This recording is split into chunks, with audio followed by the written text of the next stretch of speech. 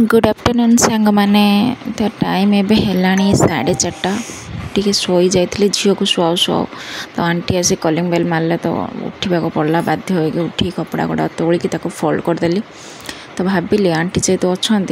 टिके चा पीदबा आ शीत दिन जेहेतु आसीगला बेले उठिक टे चा न पीले देहटा भल लगुनि मत भी जड़े सांग दरकार चा पीवाई जी कि आंटी मिल जाती आम घर में एक्चुअली मो हजबैंड भी चा पीवा पसंद करते कि आम बो भी पसंद करते केवल आम बापा आ बापा भी सब आम सहित रही पारते सब मत एका पीवा पड़े कि आंटी जब आम घर कम कर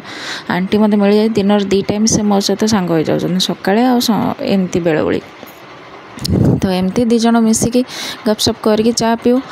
दिजन लांगुएज अलग सी बंगाली कहते मु बंगाली बुझीपारे कि मु ओडिया कहूँ सी ओडिया बुझीपारते एमती ठराठुरी हो एडजस्ट करके कम्युनिकेट करदे आ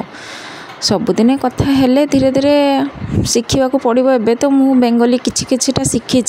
किंतु आंटी हिंदी बुझीपारते कि ओडिया बुझीपारते जहाँ जमती करके एमती बेंगली किछिटा कहे ना ओडिया